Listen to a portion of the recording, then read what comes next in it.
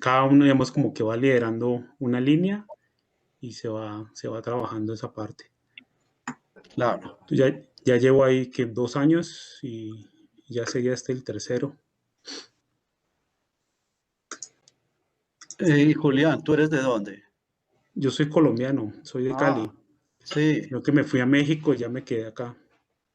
Ah, qué bien. ¿Estás contento allá? Sí, una línea y se va trabajando esa parte. Claro.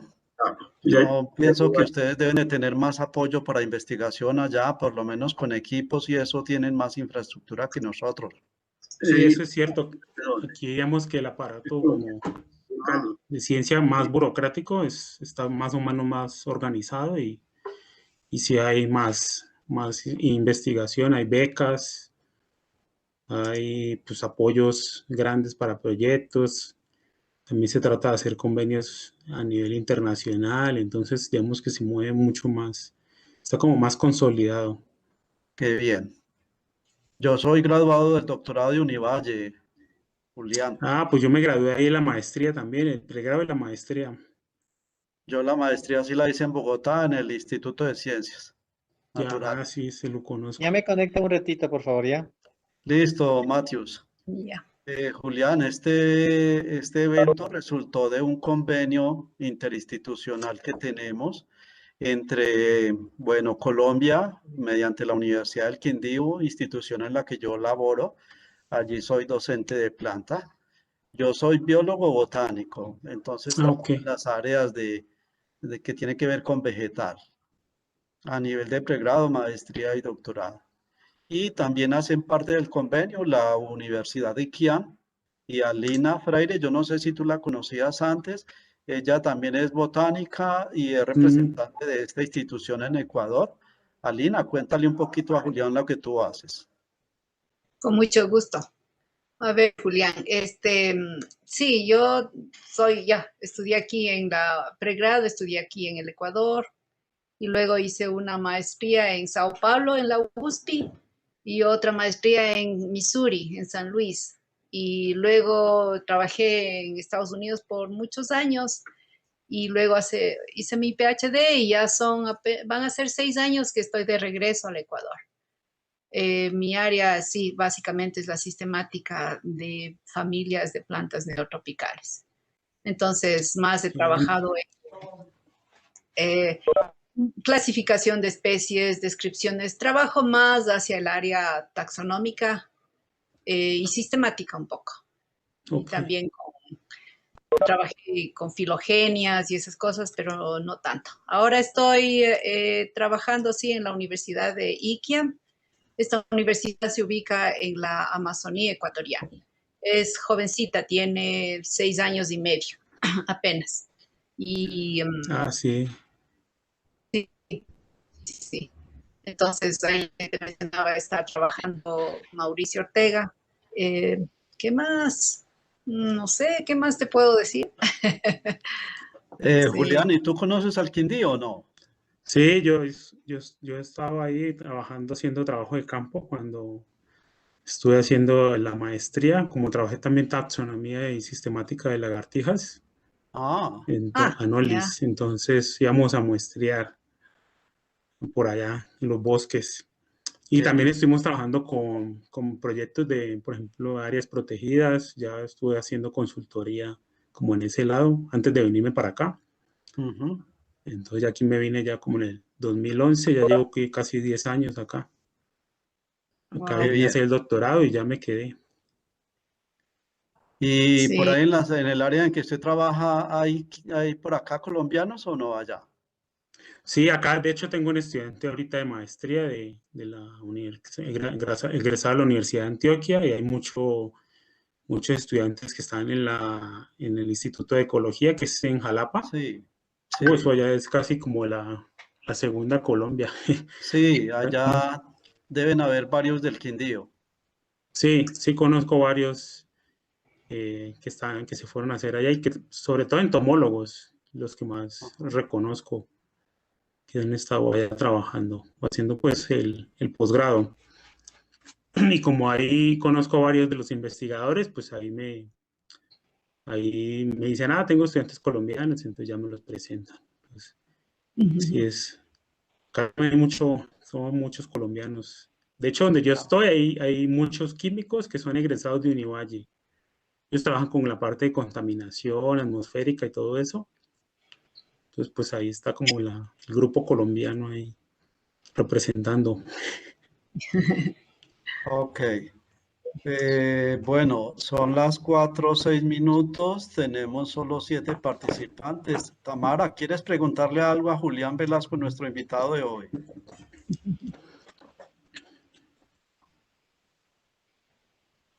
Carla, buenas tardes. Hola, ¿me escuchan? Sí, Tamara, Sí. te escuchamos.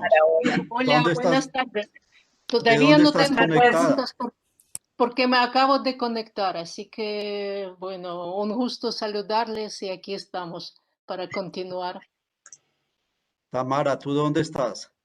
Yo sigo en España todavía. Qué bueno. Tamara, recuerda que queremos que tú nos hables de los temas en que tú investigas. Sí, ya hablamos con Alina y bueno, yo me comprometí, pero será la próxima. Sí, tranquila, no te Un preocupes. Lo doctorado importante es con que la no nos universidad. olvides. Muchas gracias, les agradezco. Bueno, Carla, buenas tardes. Hola, buenas tardes. No sé si me Hola, escuchan. Carlita. Te escuchamos muy Hola, bien, Lina, Carla. ¿qué ¿Dónde tal? A estás? los tiempos. Carla, Por- ¿dónde estás? Estoy en el Ecuador. Por invitación de Matthews, él me comentó que iban a hablar acerca del cambio climático abrupto y la biodiversidad. Bueno, yo estoy Perfecto. siguiendo, Alina conoce, estoy siguiendo un PhD en la Universidad Politécnica de Madrid. Estoy tratando sobre las especies, la clasificación de especies en malas hierbas, pero desde el punto de vista informático. Yo soy ingeniera en sistemas y lo que estoy tratando es de poder clasificar las especies de malas hierbas en imágenes a Ah, través de cámaras fotográficas. qué interesante. Me encanta esa temática. Bueno, Gracias. Alina, yo creo que Sí, por respeto a las personas que se han conectado y vemos que Tamara, que Carla están muy interesadas en la ponencia, entonces yo diría que arranquemos. No demos más tiempo. mm, Julián, ¿te sí, parece? sí, Sí, me parece. Por de favor, voy acuerdo. a iniciar la grabación entonces para que Alina como moderadora arranques. Ya, perfecto. Muchas gracias. Em, bien, bienvenidas a todas y todos. Hoy día vamos a tener la participación y muchas gracias a dos conferencistas. Entonces voy a compartir un poco información sobre los conferencistas.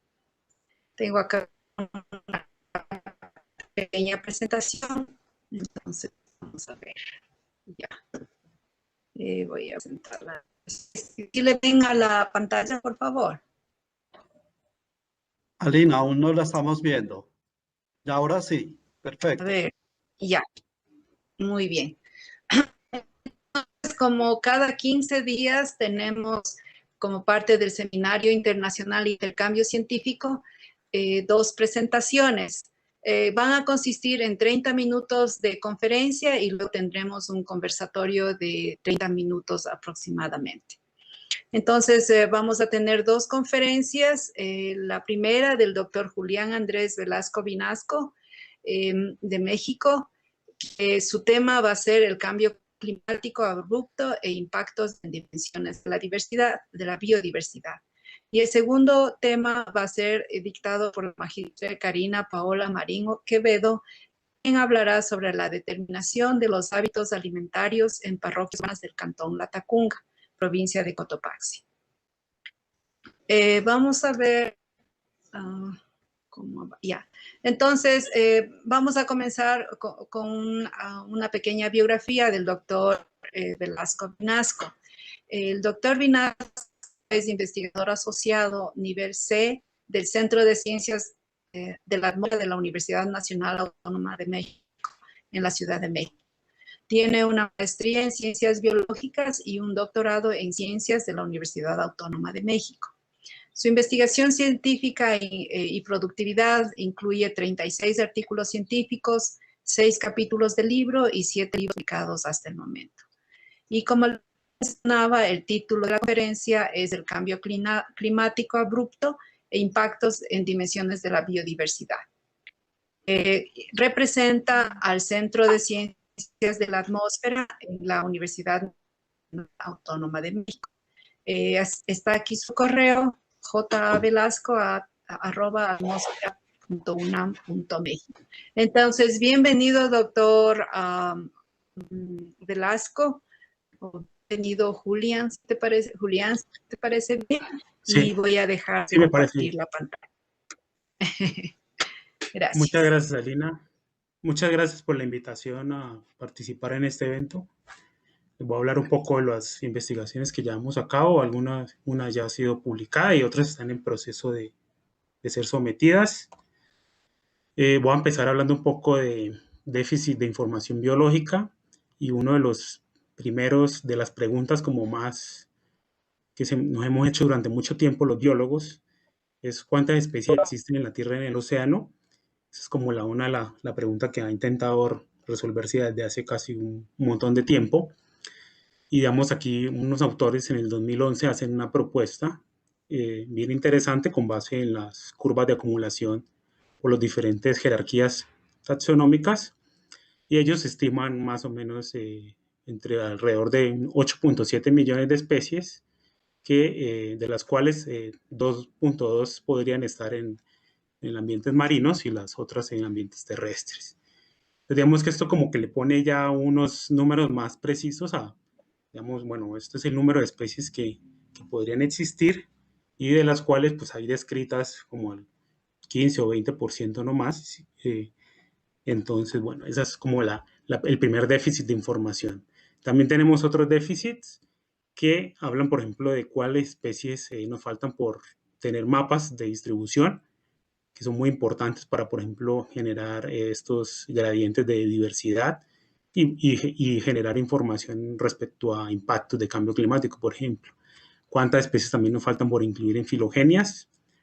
¿Cuántas especies nos faltan por saber de su ecología?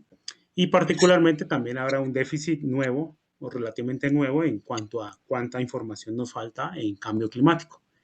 Entonces, toda esta información de las especies pues proviene de las colecciones científicas, donde se han depositado los animales que hemos ido colectando a través del tiempo en diferentes lugares del mundo. Ya hay bases de datos públicas donde pues se puede disponer de esa información, y cada vez es mucho más la cantidad de información que se dispone. Y de la información de las especies de la ecología, la mayoría viene pues de estos especímenes que están depositados en estas colecciones. O sea que las colecciones vienen siendo como lo más importante en la documentación pues de estos patrones de distribución. Entonces, recientemente, Julián, ¿sí? discúlpame, ¿tú vas a compartir presentación o todavía no? Yo pensé que la estaba compartiendo ya. No, como Alina la utilizó para compartir la de ella, es necesario que tú Perdón. actives la suya. Sí, sí. Uy, se me había olvidado ese detalle. Entonces, íbamos por aquí. Ok.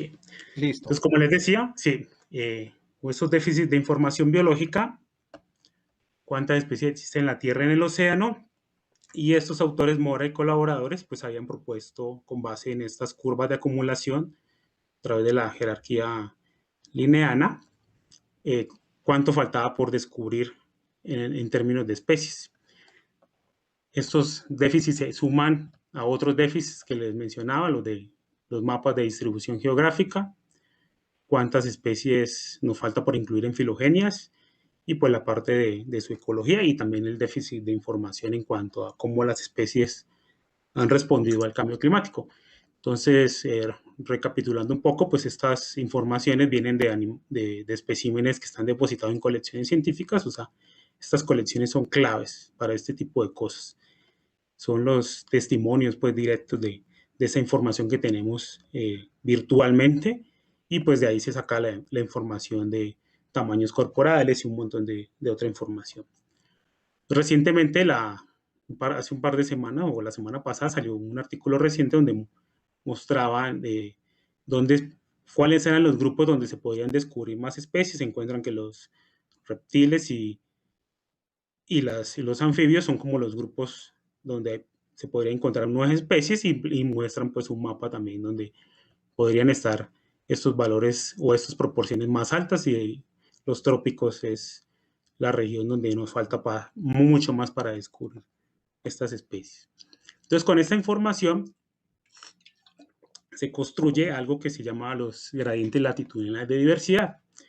Se apilan los mapas de todos los diferentes grupos y se genera pues este mapa de distribución donde se muestra que la riqueza se concentra en las regiones tropicales, en particular en la región neotropical, y a medida que aumenta en latitud, la riqueza disminuye. Entonces, este gradiente pues, es reconocido en los 4 grupos de vertebrados y en otros grupos de organismos como plantas, insectos e incluso microorganismos. Entonces, hay una cierta influencia del clima en estos patrones geográficos. Entonces, tenemos ya evidencia muy sólida pues, de cómo el clima ha cambiado, por ejemplo, los patrones, los procesos de especiación, extinción y dispersión, esos procesos evolutivos que pues repercuten pues en la forma en cómo se distribuye la riqueza. Entonces, digamos, tenemos un mundo donde el gradiente es empinado, como actualmente. Tenemos la mayor riqueza de especies en latitudes intermedias, tropicales, y a medida que aumenta la latitud se disminuye la riqueza. Digamos que este sería como un ambiente donde es relativamente frío. Cuando a medida que se va calentando el planeta, el gradiente se va aplanando. Entonces ya las especies van migrando hacia zonas templadas o se van extinguiendo en zonas tropicales y bueno, y pasa lo mismo. Entonces digamos que esto es lo que ha ocurrido en los últimos 65 millones de años, al principio del Paleoceno.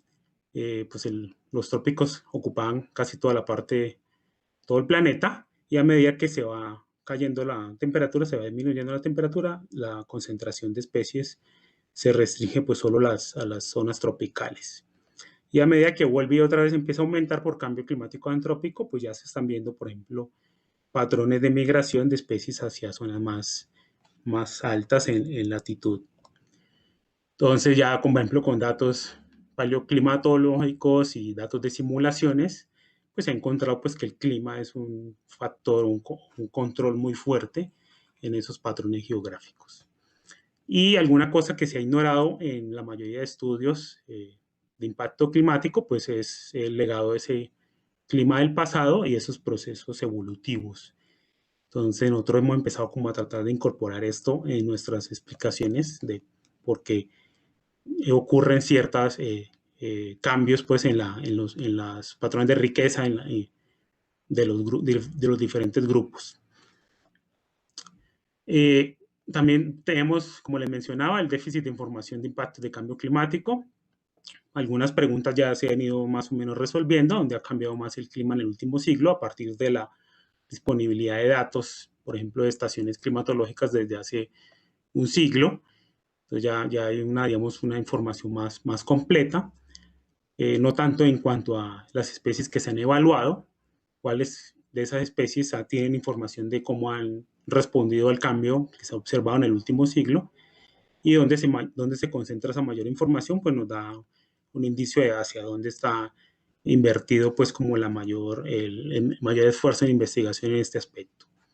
Y otra cosa también que no ha quedado como muy evaluada en diferentes grupos es otras dimensiones aparte de la diversidad taxonómica, que es como la primera diversidad que se evalúa. Entonces, digamos, datos disponibles públicamente son datos del CRUD. Los últimos datos son 108 años de datos y podemos ver algunas tendencias de calentamiento en algunas regiones por diferentes periodos. Entonces, a medida que nos acercamos hacia nuestras décadas más recientes, años más recientes, pues ya los patrones azules que reflejan, pues eran tendencias de enfriamiento, ya no aparecen tanto. Entonces estamos en periodo de calentamiento y eso lo podemos ver con temperaturas mínimas y con temperaturas máximas. O sea, esos azulitos ya se están desapareciendo ya es prácticamente una tendencia de calentamiento a nivel global. O sea, es ya un patrón muy claro. Y, por ejemplo, en las últimas décadas tenemos donde se han concentrado esos mayores cambios. Entonces, se concentran prácticamente en zonas de latitudes norteñas, particularmente, y esas tendencias nos están indicando cuánto se calienta por la velocidad del cambio climático y qué tan rápido está ocurriendo, pues en estas zonas es donde más se ve eso. Entonces, a partir de esto, hay una cosa que es muy interesante decir, porque la mayoría, de, por ejemplo, de las revisiones que se hacen de impactos de cambio climático, incluyendo pues las que se hacen en el panel del IPCC, tienen un problema muy grande de sesgo taxonómico y geográfico. Entonces, esto es como un mapa para mostrar, por ejemplo, cómo hacia dónde está concentrada la producción científica en general, y esto también se refleja, por ejemplo, en los impactos de cambio climático, en las especies que han sido evaluadas y las regiones donde más se ha hecho esfuerzo de hacer investigación. Entonces vemos que pues esto está jalado prácticamente por los países anglosajones, es mayor número de publicaciones en estos países, y nuestros países tropicales tienen muy pequeña la contribución. Entonces hay una cosa ahí que es importante resaltar, porque mucha gente, incluyendo pues los que toman decisiones para hacer, por ejemplo, políticas, ya sea de conservación o otro tipo, pues piensan que con esta información ya tenemos suficientes y pues hay que hacer algo, ¿no? Pero tenemos un déficit de información en cuanto a en temas de impactos, y eso pues se traduce en déficit de adaptación en particular. Entonces, el mayor déficit de información lo encontramos en las zonas tropicales y particularmente en las zonas marinas. O sea, hay más información para ambientes terrestres que para marinos, y esas zonas tropicales pues concentran la mayor biodiversidad, o sea que no estamos sabiendo mucho de nuestras especies. Tampoco hay muchos análisis a escala local, y eso pues es muy relevante en términos de cómo las especies, la dinámica de extinción y adaptación a nivel local. Entonces, este es un estudio reciente del año pasado, donde hacen una recopilación de las especies que tienen datos, y aquí se muestra un mapa donde se han concentrado el número de estudios, en particular para las especies de ambiente terrestre, y el número de especies evaluadas. Entonces tenemos pues que obviamente los mayores estudios se concentran en las zonas en Estados Unidos, países europeos, y en particular en algunas regiones como la costa de Estados Unidos, y nuestros países tropicales pues tienen muy poquita información. Entonces eso ya nos está dando pues que necesitamos más investigación, documentar más estos cambios en distribuciones que están ocurriendo, y aquí, por ejemplo, en el ambiente marino, pues también es más reducido el número de estudios y el número de especies. Entonces, algunas cosas de las que sabemos ahora, particularmente por estos estudios que están más enfocados en especies de zonas templadas, es que las especies tienen al menos 3 estrategias para enfrentar cambio climático. Se dispersan buscando, digamos, sus climas óptimos, lo que se llama el rastreo del nicho ecológico. La otra es adaptación local, o sea, hay evolución hacia tolerancias. Por ejemplo, si hay un incremento de temperatura, las especies responden aumentando sus rangos de tolerancia. Y pues la otra respuesta es la extinción local, y cada vez son más comunes. Ya hay estudios donde se han documentado extinciones a nivel local. Y, bueno, particularmente este estudio de un colombiano, y John Wins, Cristian Román Palacios, donde encuentran que estas extinciones que son más comunes a nivel local están direccionadas por incrementos en las temperaturas máximas. Parece que si aparece una ola de calor, hay más probabilidad de que haya un efecto de extinción local. Y bueno, ¿esto cómo tiene repercusiones? Por ejemplo, si uno tiene un proceso de dinámica de metacomunidades, entonces pues puede ver eso más fácil. Por ejemplo, parches donde hay mayor tasa de extinción o parches donde hay mayor tasa de colonización, y si eso está relacionado con los gradientes de temperatura. Otras cosas que sabemos hasta ahora relativamente bien es, por ejemplo, las respuestas emergentes. Entonces ya vemos, por ejemplo, reducciones en tamaño corporal, ya se han ido documentando a lo largo del tiempo, cambios en patrones de coloración, cambios en ciclos de reproductivos y cambios incluso en interacciones bióticas. Entonces, cada vez tenemos más información acerca de eso. ¿Pero qué sabemos de cambio climático abrupto? Aquí sí sabemos muy poquito. Y esto, el cambio climático abrupto se define como un cambio a gran escala en el sistema climático terrestre y marino, o sea, la interacción océano-atmósfera. Y estos cambios ocurren en muy pocas décadas y causan una disrupción muy importante en el sistema natural y en los sistemas pues, que dependen del clima, los sistemas socioeconómicos. Eso es lo que le llamamos los tipping points. Entonces, algunos ejemplos son, por ejemplo, si el deshielo de la Groenlandia ocasionaría pues, un cambio climático abrupto, el deshielo de la Antártica y los casquetes polares, un apagón de la corriente del Golfo, luego voy a entrar un poquito a detallar qué es esta corriente y por qué es importante, o la corriente termoalina. Y otro ejemplo, por ejemplo, es el colapso del bosque amazónico, o sea, la deforestación que estamos viendo. Estos son eventos de baja probabilidad, pero físicamente posibles. Entonces hay que tener en cuenta que aunque su probabilidad es baja, o sea, pueden ocurrir en el tiempo y han ocurrido, como voy a mostrar un poco ahorita. Entonces, por ejemplo, en el pasado se han identificado varios eventos de cambio climático abrupto en los últimos 120.000 años. Al menos se han registrado 25 eventos durante el último glacial, o sea, ocurren en pocas décadas. Entonces, por ejemplo, se ven estas oscilaciones de temperatura y pues lo rojo implica calentamiento y lo azul son enfriamientos. Esto pues a partir de evidencia paleoclimática, entonces lo que hacen es taladrar, por ejemplo, estos núcleos de hielo, han taladrado esto en Groenlandia y han visto cómo han cambiado han habido estos eventos abruptos que ocurren muy rápidamente. Entonces, algunas revisiones recientes apenas han tratado de mostrar pues que ha habido estudios y sobre todo enfocados pues como en especies fósiles, cómo han respondido a estas disrupciones. Entonces, digamos, aquí teniendo en cuenta el último evento abrupto que ocurrió, eso fue hace 11.000 años, el Jungfrau, que se le da el nombre por esta plantita, Dryas, del género Dryas, que es muy común en la zona ártica y en la parte de Europa Norte. Todo ese evento está mostrando que hay una caída muy fuerte en la temperatura, un periodo de enfriamiento y luego otra vez incrementa la temperatura y tenemos las temperaturas que ocurrieron durante el Holoceno. Y bueno, ya luego vienen las temperaturas ocasionadas por la actividad antrópica en particular. Entonces tenemos, ese fue el último evento, se marca ahí la distinción. Ese evento coincide incluso con la extinción de megafauna, incluso algunos han propuesto que es el cambio climático la causa de esto, en un artículo también muy reciente donde encuentra esa evidencia. Pero pues hay debate porque también hay influencia humana y influencia enfermedad, entonces es posible que sea una combinación de esas tres. Y durante este periodo del Jungfrau ocurre una pérdida de hielo glaciar muy grande en Groenlandia, que es la que fue promovida por un colapso de una corriente que se le llama la AMOC, la corriente meridional del Atlántico. Esa corriente se encarga de llevar calor de los trópicos hacia las zonas templadas y evita pues que los inviernos en el norte sean mucho más fuertes.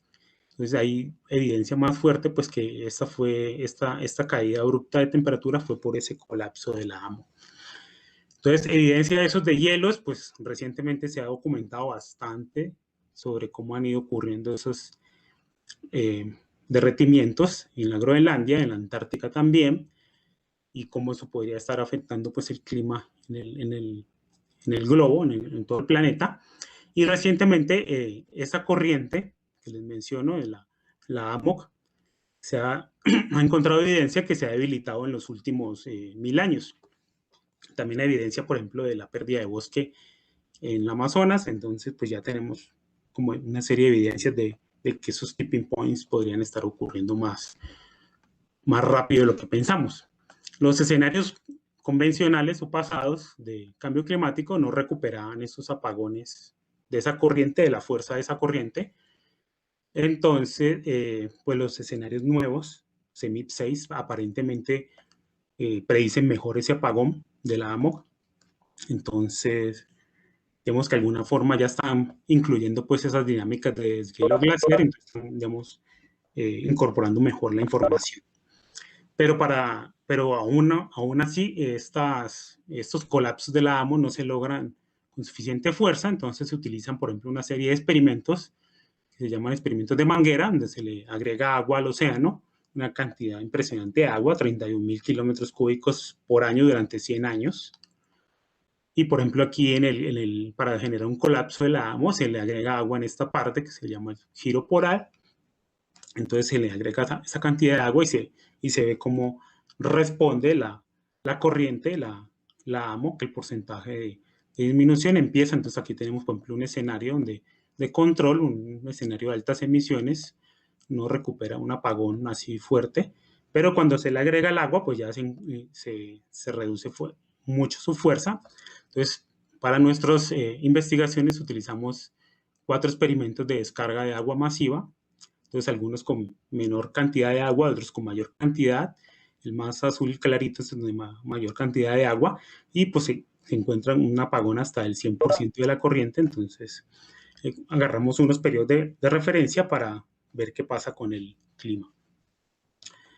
Entonces, con respecto, por ejemplo, al Younger Dryas que le mencionaba, con el clima actual, entonces este ha sido el calentamiento desde el Younger Dryas, o sea, para las temperaturas de verano, la temperatura máxima, y el enfriamiento, entonces el patrón de calentamiento y enfriamiento, y lo que se esperaría con los experimentos que hicimos es un calentamiento a nivel global, ya no está concentrado solo en la parte norte, y poca disminución de la temperatura máxima. Entonces también se ve un fenómeno ahí de teleconexión entre los hemisferios. Pues ya de alguna forma nos está diciendo que lo del pasado no se está pareciendo mucho a lo que se proyecta a futuro. Y con la temperatura mínima también se encuentra que en el Younger Dryas las temperaturas cayeron muy, muy fuerte, las temperaturas de invierno en las zonas nortes. Hubo cierto calentamiento en el hemisferio sur, porque pues es verano en esta parte, en esos meses. Y para el futuro se proyecta un fuerte calentamiento para esta zona y un enfriamiento en algunas otras regiones. O sea, es muy similar ahí. En temperatura promedio los patrones son relativamente similares también. Calentamiento, se proyecta pues calentamiento en toda la región global, a diferencia pues del enfriamiento que ocurrió pues en el pasado. Entonces ya no tenemos como algo muy de qué pegarnos para poder comparar, o sea, ya una diferencia notable. Entonces nosotros hemos empezado a usar unos enfoques como clásicos para entender estos impactos de cambio climático abrupto. Ustedes conocerán mucho de los modelos de distribución de especies o los modelos de nicho ecológico. Se estima, por ejemplo, la relación entre el clima, la presencia y ausencia de una especie y se generan proyecciones a futuro. Se apilan todos esos mapas y se construyen estos mapas de riqueza. Y unos enfoques macroecológicos donde ya no se está evaluando la relación individual, sino en conjunto el ensamble, la riqueza de especies con el clima y se generan esas proyecciones. Entonces, para este primer artículo, evaluamos para anfibios en diferentes regiones biogeográficas, 6 reinos biogeográficos, cómo era el colapso del AMO, cómo nos podría estar impactando las especies. Incluimos diferentes algoritmos de modelado de nicho, diferentes tipos de incertidumbre. Usamos las respuestas en general, calculamos los cambios en la contracción y expansión de las áreas de distribución y cómo eso cambia los números de especies en determinadas regiones. Entonces, lo primero que encontramos es, por ejemplo, aquí tenemos el escenario de control, donde tenemos el patrón de contracción para las 6 regiones biogeográficas. Y no me voy a detenerme a hablar del Paleártico, de la región norte, donde vemos que el porcentaje de contracción para el 2030 proyectado es relativamente bajo, pero ya con los diferentes experimentos del A al D, acuérdense que el A es el que tiene menos agua y el D es el que tiene más agua, vemos que la contracción podría incluso alcanzar más del 50% en muchas de las especies que se distribuyen en esta región. Entonces ya hay una discrepancia, o sea, ya se proyecta pues una reducción drástica de las áreas de distribución, y ya sea si le damos chance a las especies que se dispersen o si las especies no tienen chance de dispersarse. En este caso, los anfibios pues tienen baja movilidad. Y luego con estos mapas apilados, pues generamos las proyecciones de pérdidas en términos porcentuales, o sea, cuánto de una celda en particular se podría estar perdiendo. Encontramos que los escenarios donde se simula el colapso de la AMO pierden más que los escenarios tradicionales, los escenarios de altas emisiones. O sea, que ya el cambio climático abrupto le está generando un impacto significativo y no es heterogéneo, no es homogéneo, perdón, el impacto, entonces varía geográficamente. Eso es muy importante. Si no le ponemos dispersión, si no le damos chance de que las especies se muevan, pues tenemos también unos patrones incluso más drásticos. Entonces aquí tenemos que jugar como con estas estrategias. También nos preguntamos a partir de esto qué pasa con otras dimensiones de la biodiversidad. Entonces, por ejemplo, la parte de diversidad filogenética. Entonces tenemos nuestro pool completo de especies y el pool de especies que modelamos, y encontramos que el patrón de diversidad filogenética global lo recuperamos bien con las 2.500 especies que utilizamos para los modelos. Entonces decidimos, bueno, evaluar esta dimensión. Lo que hacemos es convertimos nuestros patrones de contracción o expansión de área en probabilidades de riesgo de extinción, y pues vemos cómo varían a través de los diferentes escenarios. Otra vez el RCP 8.5 es escenario como de referencia o de control. Vemos que en algunos casos, en algunas regiones es muy diferente este verdecito de acá de los otros experimentos de la entrada de agua dulce. Y vemos eso cómo se refleja, por ejemplo, en la filogenia, o sea, cómo vemos ese riesgo de extinción.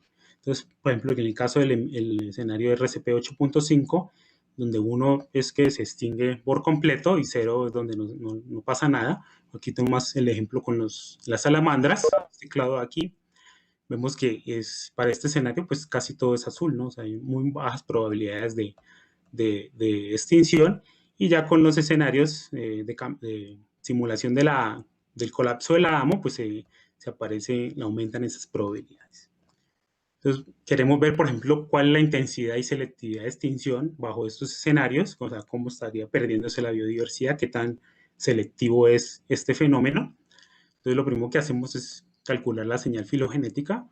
Entonces, primero tenemos la señal filogenética del riesgo actual a partir de las categorías de amenaza de la IUCN. Eso se convierte en probabilidades de riesgo de extinción, y vemos que la señal es relativamente alta en comparación con los escenarios de cambio climático, y en particular cambio climático abrupto. Aquí ya estamos viendo una diferencia en la señal, y esto nos está indicando que es más homogénea el impacto a través de todas las especies. O sea, ya no se concentra en algunos linajes, sino que ya como que le está dando a todas las especies por igual, el impacto similar. A partir de esto generamos unos escenarios de extinción, eliminando especies del pool y calculando pues cómo sería la diversidad que se podría perder a futuro.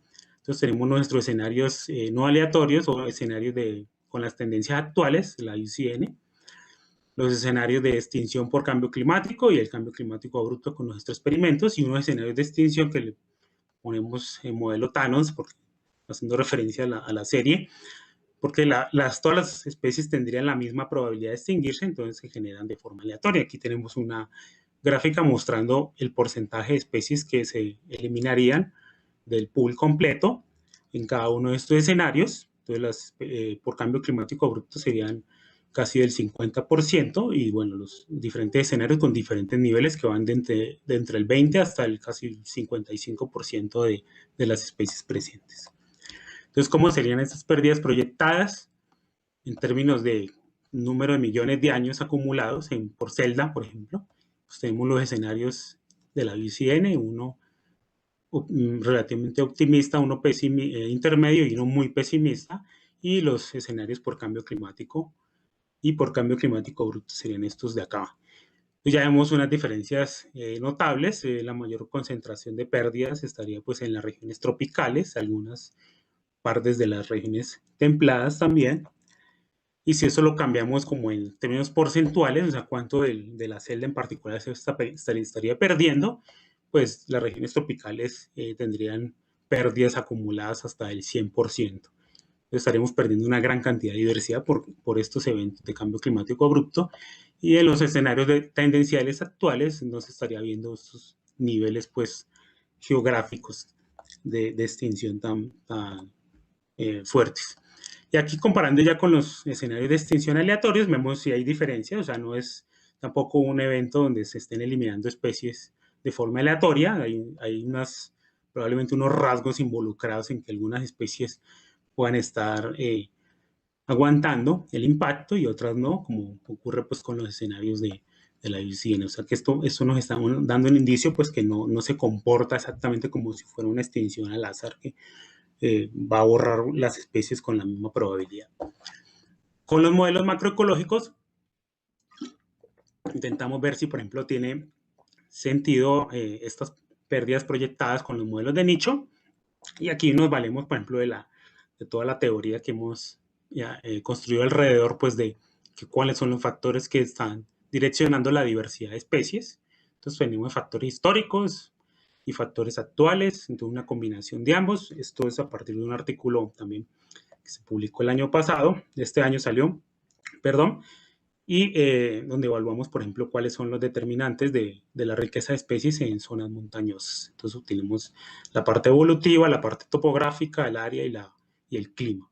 Entonces, con los diferentes grupos taxonómicos utilizamos unos modelos de aprendizaje automático para evaluar cuál es su capacidad explicativa y su capacidad predictiva. Estamos midiendo aquí el error cuadrático medio de nuestras predicciones y aquí evaluando qué también se ajustan los modelos. Entonces tenemos buena capacidad explicativa y buena capacidad predictiva. Entonces digamos, bueno, estos modelos nos pueden servir para proyectar a futuro. Entonces podemos calcular eso otra vez, déficits. Julián, disculpa, ¿sí? Tienes unos 5 minutitos. Ok, perfecto. Gracias. Hay diferencias entre los 4 grupos taxonómicos: anfibios, reptiles, mamíferos y aves. Aparentemente puede haber una respuesta idiosincrática en algunos casos. Por ejemplo, los reptiles, en la mayor diversidad se concentra en Australia y también en México. Y bueno, las aves también tienen una diferencia, entonces hay unas respuestas. Cuando hablamos, por ejemplo, de las ganancias, la mayoría de las ganancias se proyectan en zonas templadas, zonas altas. Entonces esto nos está dando un indicio pues de las especies estas zonas se van a calentar muchísimo en el futuro y podrían favorecer pues la invasión desde abajo. Entonces, algunas conclusiones preliminares a partir de esto es, tenemos que el cambio climático por un colapso potencial de la AMO pues no parece tener un análogo en el pasado, en los últimos 120.000 años. Las contracciones son más severas bajo estos escenarios y las pérdidas por ensamble. Y estos patrones pues no necesariamente están reflejándose en los patrones de pérdida y ganancia, entonces hay que evaluar como las dos dimensiones, a nivel individual y a nivel de ensambles. La señal también filogenética de riesgo de extinción por cambio climático es más baja, o sea, sugiere pues que no hay unos clados que sean más vulnerables que otros. Sin embargo, es probable que ahí necesitemos incorporar información de rasgos funcionales para evaluar esto con más detalle. Y la conclusión así como general que encontramos es que las regiones tropicales ya tenemos evidencia de modelos individuales y estos modelos macroecológicos pues generan una mayor pérdida en las regiones tropicales. Pues muchas gracias.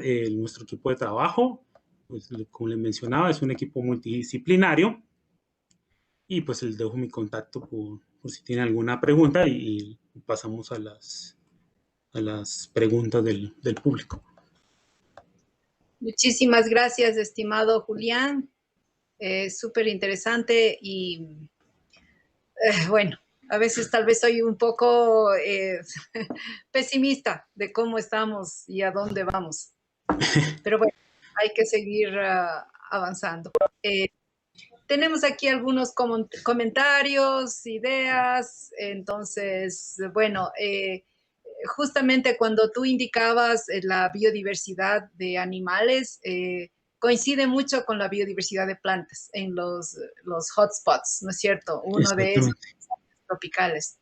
Sí, eso es muy interesante, cómo claro, están correlacionadas estos dos aspectos, ¿no? Sí.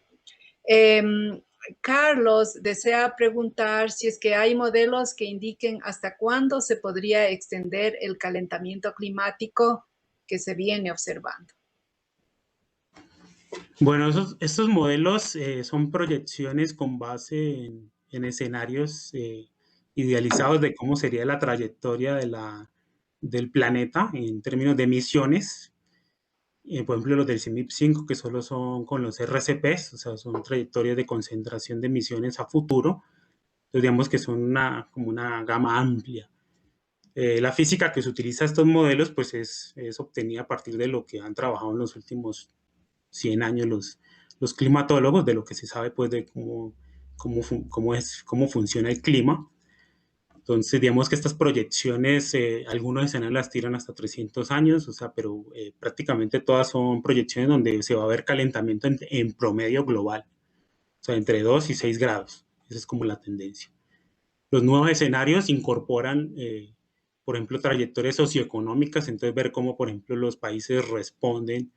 Entonces, si van a seguir, por ejemplo, con la economía basada en combustibles fósiles o va a haber una transición a cosas sostenibles. Entonces, bueno, eso hay un abanico amplio de estrategia, entonces también hay que tener en cuenta eso. O sea, estas proyecciones nos sirven para tener como el rango completo de impactos y es bueno pues siempre tener como todo el abanico, ¿no? Para saber, por ejemplo, con más precisión poco de si las especies, cuánto sería su porcentaje, podría ser su porcentaje de reducción de área o pérdidas. Entonces, Julián, de tus investigaciones, ¿qué opinas? ¿Tenemos esperanza o no?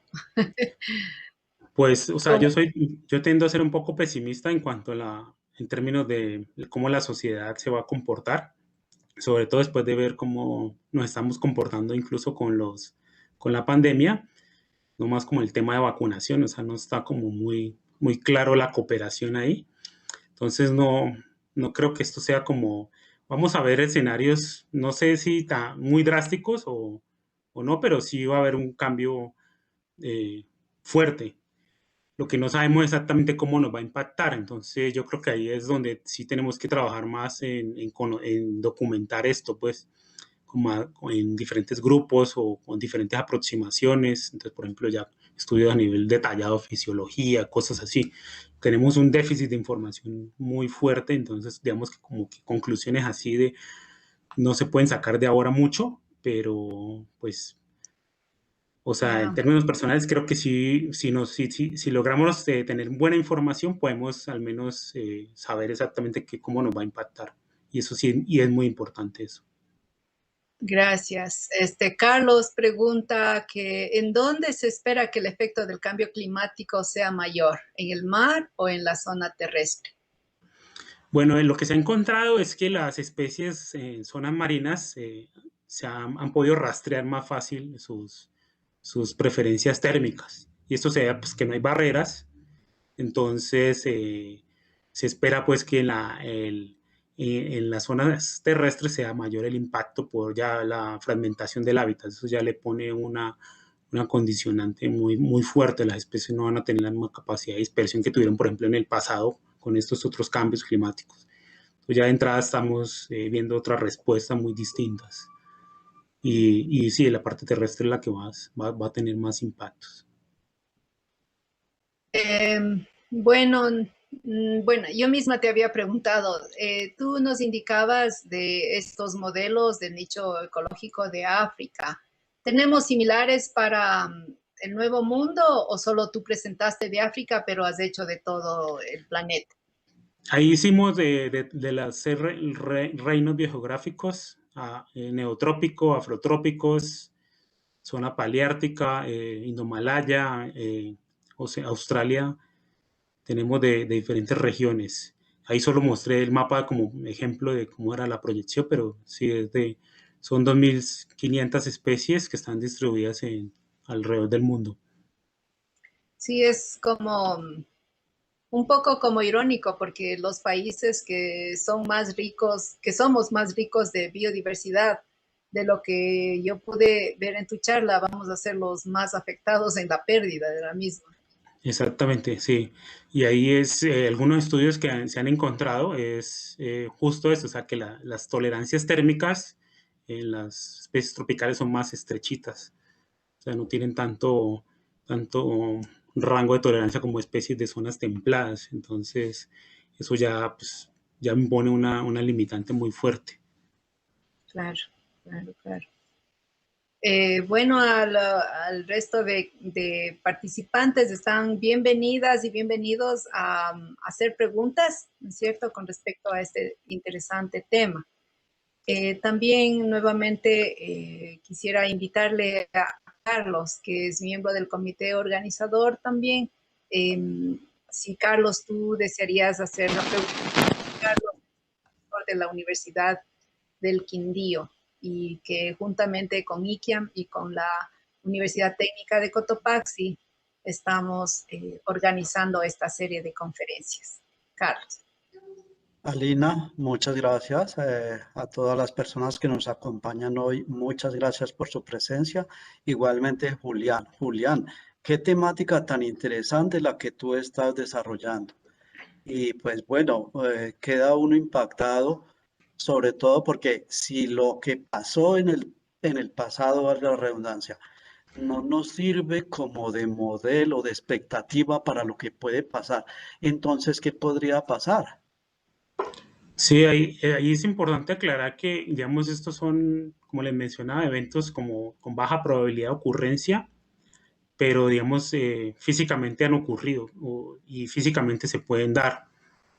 Entonces, digamos, en el caso en que, eso como le llaman los famosos, pues, cisnes grises o blancos, pues, que es información que sabemos que son eventos que muy rara vez ocurren, pero pueden ocurrir.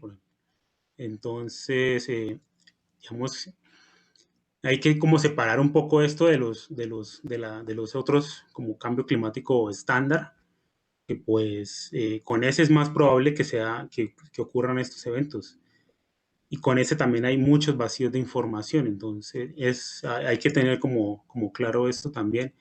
Y algo, para como tratar de contestar lo que tú dices, es justo nos falta como entender bien cómo fue lo del pasado, cómo ocurrieron, cómo las especies respondieron a esos eventos. Eso todavía no lo tenemos muy claro para poder decir, bueno, va a haber una respuesta similar o no, o esto ya es muy distinto. O sea, aparentemente sería un cambio muy diferente a lo que hemos observado en los últimos 120.000 años, desde el último periodo interglacial. Entonces, pues esta línea de investigación apenas está comenzando y pues aquí estamos, digamos que reclutando o tratando de buscar más colaboración para ampliar pues como el horizonte de preguntas que se pueden hacer y regiones, incluir los grupos taxonómicos que faltan, plantas, toda esa parte.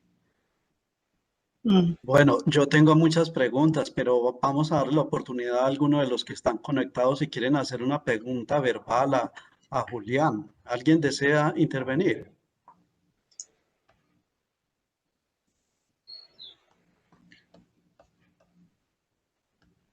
Bueno, mientras se motivan, Julián, bueno, no sabemos mucho qué pasó anteriormente y con base en eso, qué pasará en el futuro. También hay un gran vacío en conocimiento. Entonces la pregunta es, ¿tenemos tiempo? ¿Qué tan rápido evoluciona el calentamiento? ¿Tendremos entonces tiempo para obtener esa información que falta y prepararnos mejor? Pues aquí es donde uno recurre como a estos modelos que son como prótesis porque se basan en mecanismos relativamente bien documentados. Entonces yo creo que estos modelos como que le dan a uno la información rápida de los impactos proyectados a futuro. Entonces, digamos que se podría, claro, que se podría incorporar una gran cantidad de información, como les mencionaba, ya hay un montón de bases de datos con registros, con mapas, por un montón de grupos taxonómicos. Entonces, se podría empezar a revisar esa información y hacer los modelos para los otros grupos, por ejemplo. Entonces, yo creo que sí tendríamos tiempo. La otra es, pues si no, por ejemplo, no sabemos exactamente cómo nos va a impactar, ya vemos que la respuesta es muy variable al nivel de la geografía, pues ya no sabemos, por ejemplo, cuál sería, por ejemplo, una respuesta o una política que se pueda direccionar para conservación o este tipo de cosas. Entonces, por ejemplo, mejorar la conectividad entre áreas protegidas o establecer cuáles serían como los refugios más claves para conservar la diversidad como más importante, entonces, bajo escenarios de cambio climático. Sabemos muy bien eso actualmente, pero con cambio climático es un poco menos lo que sabemos. Entonces, creo que sí tenemos que generar esa información lo más rápido que podamos. Y pues es cuestión de incrementar pues como la investigación y los fondos y ese tipo de cosas. O sea. Julián, pues como yo soy botánico, quisiera hacerte una pregunta. ¿Qué organismos se esperaría que puedan ser afectados de manera más drástica, siendo que se espera que en el medio terrestre sea donde se sienta más ese efecto? Es decir, ¿las plantas o los animales? ¿Cuál va a llevar más del bulto, por decirlo de alguna manera? Bueno, pues yo no soy experto en plantas, entonces como que ahí me quedo. Pero dentro de los vertebrados, por ejemplo, la parte zoológica, que es como la que más he trabajado, pues los más vulnerables son los anfibios. Eso sí, no hay duda. O sea, es el grupo que tiene está más en riesgo de extinción. Entonces, en algunas plantas me imagino pues que los grupos que están ahora, o sea, son más endémicos, con distribuciones más pequeñas, de linajes que ya se han reducido muy poco, por ejemplo, familias monotípicas, cosas así. Yo esperaría que el impacto fuera más en esas especies de plantas. También esperaría que fueran como las plantas que necesitan mucho tiempo para reproducirse o para establecerse en el ambiente, porque lo que se ha visto es que con las plantas también se demoran en rastrear pues el clima, entonces los animales lo hacen de pronto más rápido, o sea, porque se pueden mover, pero las plantas sí necesitan pues mucho más tiempo, y eso se ha detectado, por ejemplo, en Europa desde eventos glaciales, la migración de las plantas es más lenta. Entonces, digamos que ahí, pues, no sé, no sabría cómo responder a tu pregunta, pero sí pensaría pues que los organismos que tienen baja movilidad son los más vulnerables. Muchas gracias. Julián, y yo creo que solo te voy a hacer una pregunta cortita y por cuestión de tiempo, tal vez una última pregunta. Entonces, de lo que entiendo, este proceso del AMOC, ¿no es cierto?, es muy poco probable. Entonces, podríamos pensar como que todavía sí tenemos tiempo, aunque tú en tus estudios ya estabas analizando a partir del año 2030. Eso es en 8 años, o bueno, 9 años de ahorita. Sí, lo que se ve es que, por ejemplo, cuando esos eventos ocurren muy rápido y eso es con evidencia pues de paleoclima y los modelos en particular estos modelos de circulación global que se utilizan, que la respuesta del sistema climático es muy rápida.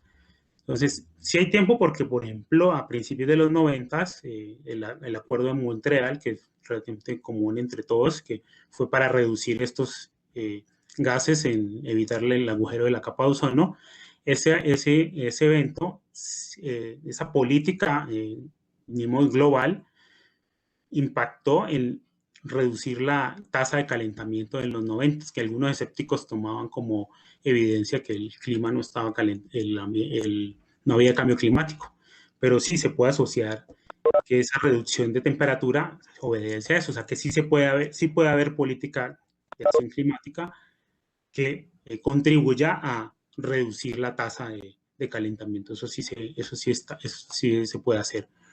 Falta es compromiso, pues, como de los países para que cumplan sus acuerdos y cosas de esas. Ya eso es como ya una cuestión política ya más complicada. Sí, Clara Leonor levantó la mano. Entonces, Clara, por favor, bienvenida.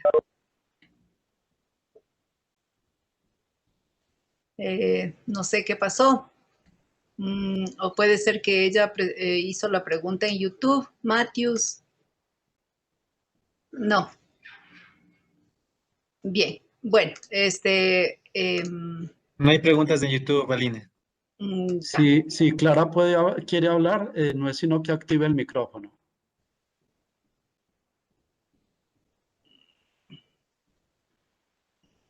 Sí, Clara había levantado la mano. Bueno, parece que no está o por alguna razón no tenemos su pregunta. Entonces, estimado Julián, queremos agradecerte inmensamente por haber compartido con nosotros esta muy interesante charla y básicamente tenemos esperanza, pero también podría pasar rápido la situación a donde no habría. Muchas gracias por la Entonces, invitación. muchas gracias, estimado Julián. Y Carlos deseaba indicar algo. Carlos. Sí, Julián, en nombre de la Universidad del Quindío y en nombre de las instituciones que hacen parte de este convenio, la Universidad Técnica del Cotopaxi y la Universidad Iquian, mil y mil gracias. Muy amable por compartir un conocimiento tan interesante en torno al cambio climático en este seminario. Un abrazo. Muchas gracias por la invitación y un abrazo también de vuelta. Gracias. Chao, chao. Chao. Puedes quedar y acompañarnos, Julián. Muchas gracias, sí. Bueno, entonces vamos a continuar con la siguiente conferencia. Voy a compartir la pantalla. No sé si es que están viendo la pantalla. Aún no, Lina. Entonces,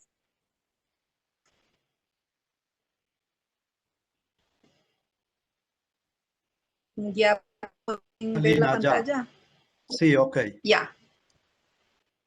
Muy bien. Entonces, con las 5:02 p.m., entonces vamos a continuar con la segunda conferencia de este Seminario Internacional Intercambio Científico, que es coorganizado por 3 instituciones, la Universidad Técnica de Cotopaxi y la Facultad de Ciencias Agropecuarias y Recursos Naturales aquí en Cotopaxi, Ecuador, la Universidad del Quindío, en el Quindío, Colombia, y la Universidad Regional Amazónica Iquiam.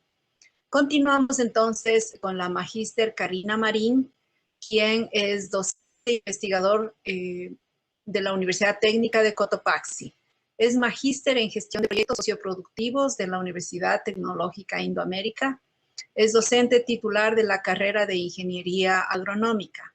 Es coordinadora del programa de maestría de Sanidad Vegetal en la Universidad Técnica de Cotopaxi y miembro de grupos de investigación en biodiversidad y desarrollo local.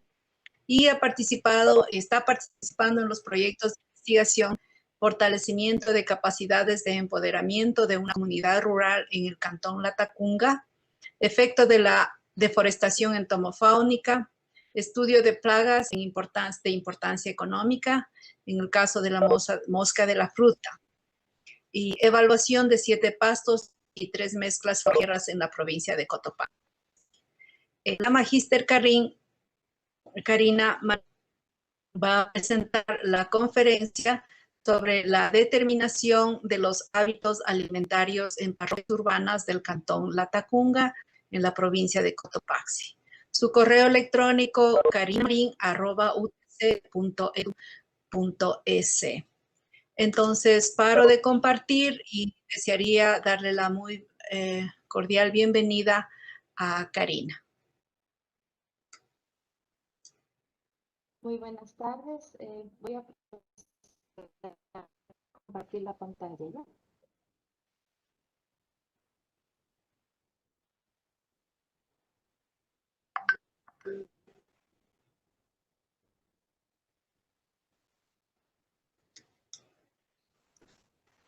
¿Me confirman si se está Ya está empezando a compartiendo? compartir, Karina. Ya. Un momentico, por favor.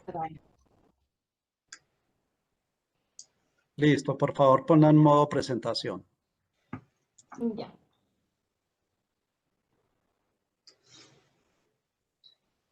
Bueno, muy buenas tardes con todos. Antes de iniciar, quisiera agradecer la invitación que nos han hecho y felicitar la organización a estas tres instituciones y generar estos espacios, ¿no? Estos espacios que nos permiten ahora socializar investigaciones, proyectos, ideas. Este tema de la virtualidad nos permite ahora socializar tantas cosas y yo felicito y agradezco que se generen estos espacios. Bueno, como ya muy gentilmente la doctora Lina nos había presentado, soy Karina Marín, trabajo en la Universidad Técnica de Cotopaxi, pertenezco a la Facultad de Ciencias Agropecuarias y Recursos Naturales, la carrera de Ingeniería Agronómica. Hoy vamos a hablar acerca de la determinación de los hábitos alimentarios de parroquias urbanas del Cantón Latacunga en la provincia de Cotopaxi. La provincia de Cotopaxi se encuentra en la zona centro del país. Bueno, antes de iniciar a socializar esta investigación, yo quisiera también agradecer a todas las personas que fueron parte de este estudio. Nosotros como institución venimos ya varios años trabajando con núcleos de investigación, trabajamos con el núcleo de biodiversidad y trabajamos con el núcleo de desarrollo local. En este núcleo de desarrollo local y también con la participación de organizaciones de ONGs, organizaciones no gubernamentales, aliadas y que trabajan con convenios con nosotros, con la Universidad Técnica de Cotopaxi, empezó o nació la idea de investigar por este lado, ¿no? Decíamos, ¿cómo la carrera de ingeniería agronómica quiere meterse ahora por el lado de averiguar, preguntar acerca de los hábitos de alimenticios, de cómo es la gente consume, qué es lo que la gente consume? Es realmente porque se ha dado los casos de uno de los problemas más grandes que tienen los productores es en sembrar sin percatarse o sin completar la cadena de producción y la comercialización, ¿no? Sembrar papas, sembrar hortalizas, sembrar frutas, sembrar flores, pero hay ocasiones de que se quedan con toda la producción y no saben ni a dónde vender. No saben lo que la gente realmente quiere, lo que la gente realmente necesita, ¿no? Entonces, estos problemas se han venido dando y es por eso que nosotros primero nos hicimos la pregunta de qué conocer los hábitos alimentarios, a qué nos llevaba a esto. Nosotros queremos partir primero de que la alimentación es un derecho fundamental, ya un derecho de la humanidad, que estos estudios de hábitos de consumo, de patrones de ingesta de alimentos, realmente es un pilar fundamental para que este derecho que tiene la población de la alimentación se mantenga. ¿Por qué razón? Porque ahora con estos estudios las organizaciones gubernamentales pueden palpar la realidad que está ocurriendo en nuestro medio, tanto en el sector urbano como en el sector rural. Se ha dado los casos que en el sector rural donde se produce toda la alimentación, se genera toda la producción, pero hay datos de que ahí hay desnutrición. Entonces, estos estudios van a permitir evidenciar estos problemas, evidenciar cuál podría ser la solución para generar ordenanzas, definir políticas públicas que ayuden a solucionar estos problemas. Con esto, nosotros debemos entender qué son los hábitos de consumo o qué son los patrones de consumo. Entonces, no son nada más que obtener la ingesta, ¿no? Conocer todo lo que una persona come, consume, compra de un alimento o de un distinto grupo de alimentos en un periodo determinado. Entonces, en base a esto, nosotros encontramos igual una de las actividades económicas más importantes en el Ecuador es la parte agrícola. El Ecuador, por ser en territorio, podemos decir que somos un país pequeño, pero el hecho que la cordillera de los Andes atraviese de norte a sur, de sur al país, perdón, esto genera una infinidad de pisos climáticos, de climas, de microclimas, y es por eso que nosotros podemos producir o tenemos una diversidad de productos. Esto hace que sea una de las actividades económicas más importantes, pero de igual manera económicamente no es equitativa para todos, ¿no? La producción que genera los pequeños productores, nuestro sector campesino, no siempre llega a los grandes supermercados, a las grandes cadenas de comercialización, porque estas están abarrotadas por los grandes monopolios y grupos de alimentos ya establecidos, ¿no? Entonces, esto genera en que hay todavía un montón de nichos de mercado que nosotros podemos generar o canalizar con nuestros pequeños productores para decir, usted está produciendo esto, pero hagámoslo de esta manera. Pero para poder determinar todo esto, debemos saber qué es lo que la gente quiere, qué es lo que la gente está comprando. Entonces, nos pusimos la pregunta ahora, ¿y cómo determinar estos hábitos de consumo de la población, no? ¿Cómo es que ahora vamos a ir a preguntar a la gente qué compra, dónde compra? Entonces, para esto, primero nosotros identificamos los actores involucrados en los sistemas agroalimentarios. Bueno, para esto también debo indicar primero que se trabajó con 4 parroquias urbanas del Cantón Atacunga. El Cantón Atacunga se encuentra en la provincia de Cotopaxi, en la zona centro del país, en la serranía, y estamos hablando de 4 parroquias urbanas que de igual manera están, ¿no?, en la zona centro. Hablamos de La Matriz, Eloy Alfaro, Juan Montalvo e Ignacio Flores. Son las 4 parroquias que están en este estudio. ¿Qué es lo que se hizo? Identificar los actores involucrados con los sistemas agroalimentarios, caracterizarlos y entender las conductas y relaciones que tienen en la ciudad de La Tacunga, con particular atención a los consumidores. Saber, por ejemplo, cómo ellos afectan a las personas que están consumiendo. En esto también, se determinó los actores involucrados en el ambiente agroalimentario, se determinó los niveles de poder y la influencia que tienen estos actores en los consumidores y se describió los hábitos alimenticios. ¿Cómo se fue manejando esta investigación? Esta investigación, primero, nosotros generamos el mapeo de actores. ¿Qué es lo que hicimos? Nosotros levantamos una base de datos en Excel donde involucramos a todos los actores sociales, a las instituciones. Primero clasificamos en instituciones públicas, instituciones privadas, personas naturales, que influyen o que tienen una relación de dependencia o una relación con el sistema agroalimentario. Luego procedimos nosotros a hacer el diagnóstico. Este diagnóstico se define como un método de recolección de información sobre la ingesta de alimentos, de grupos de alimentos en los individuos, ¿no? ¿Qué hicimos aquí? Usamos las técnicas de la encuesta, las técnicas de la entrevista y aplicamos cuestionarios de consumo. Luego, nosotros determinamos, ya con toda la información que teníamos, fuimos analizando y determinamos qué hábitos de consumo tenían estas 4 parroquias.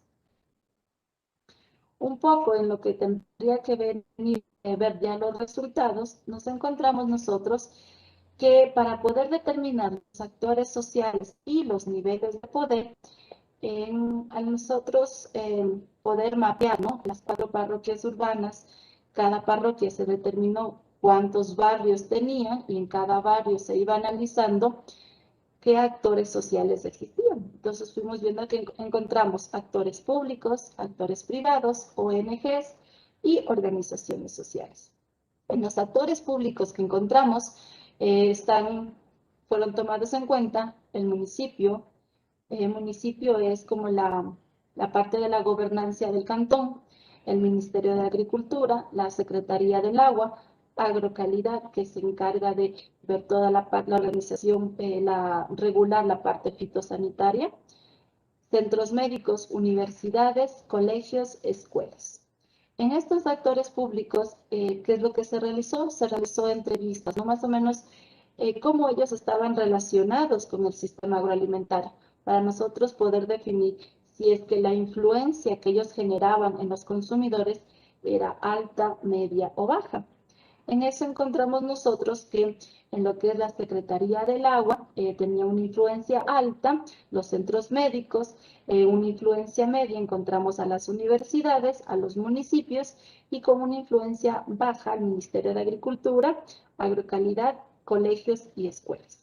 En lo que tiene que ver con los actores privados, encontramos nosotros a tiendas de restaurantes, tiendas o restaurantes, ¿no? Encontramos, bueno, también acá está constituido que en las tiendas normales de los barrios también expenden alimentos, no solo para procesar, para uno compra y lleva a su casa a procesar, sino que ahí también puede consumir.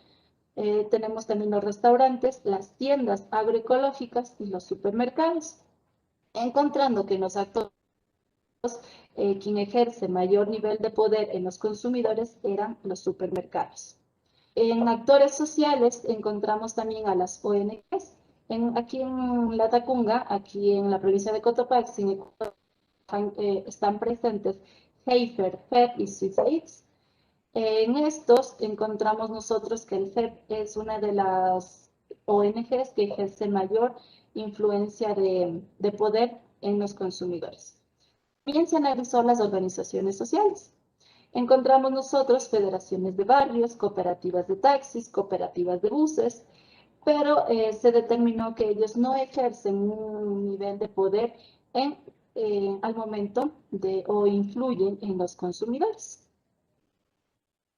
Analizando un poco ya más lo que sería el cuestionario que se aplicó, cabe recalcar aquí que este cuestionario, al momento de realizar este mapeo de las 4 parroquias urbanas, se fueron determinando casas por casas mediante el método poliepático, se fueron determinando las casas en donde nosotros realizamos estas encuestas. Cabe también aquí recalcar que esta información, esta investigación se la realizó previo al confinamiento y al proceso que estamos pasando ahora por la pandemia.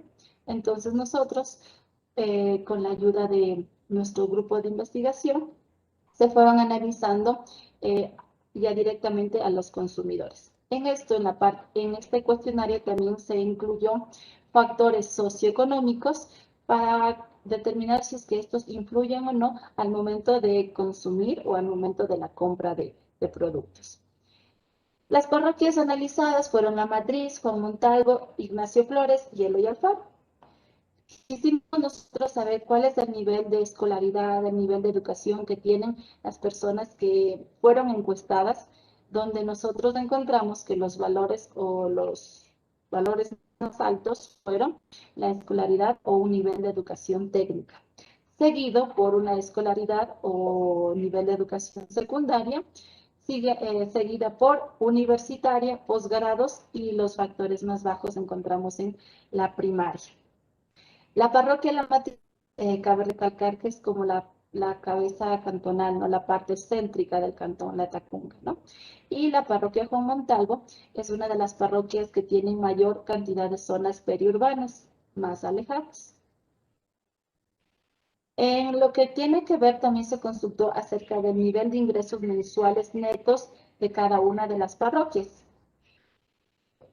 En este tema de aquí, en el nivel de ingresos, cabe recalcar que esta investigación se la realizó previo al confinamiento que estamos atravesando el día de hoy por temas del COVID.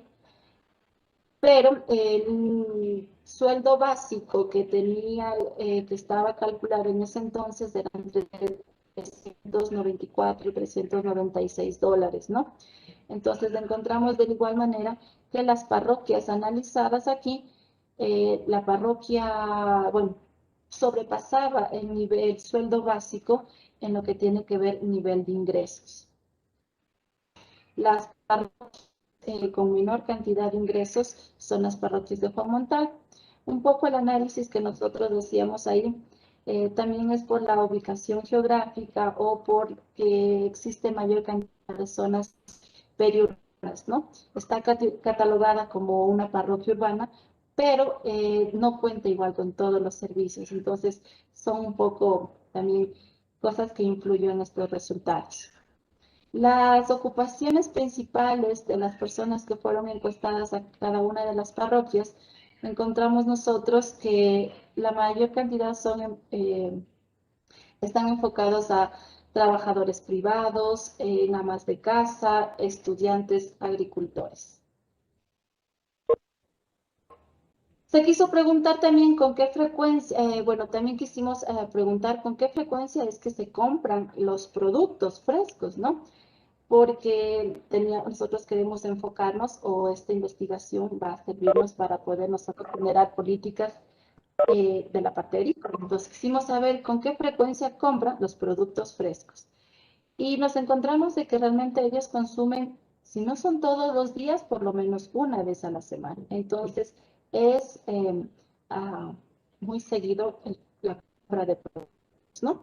El lugar donde la mayor cantidad de las parroquias nos respondieron dónde compran los productos, nos encontramos nosotros, bueno, aquí en el cantón Latacunga, de la parroquia de la provincia de Cotopaxi, justo en el cantón Latacunga, en la parte céntrica, en la parroquia La Matriz, encontramos nosotros el mercado del Salto, ¿no? Que es como que la zona donde toda la gente va a comprar sus productos. Y bueno, esta fue el que mayor porcentaje tuvo en respuestas. Luego tenemos las ferias agroecológicas, tenemos los supermercados, las tiendas de abarrote y bueno, tiendas naturistas, tiendas con productos exclusivos, otras y un porcentaje bajo que no compraba.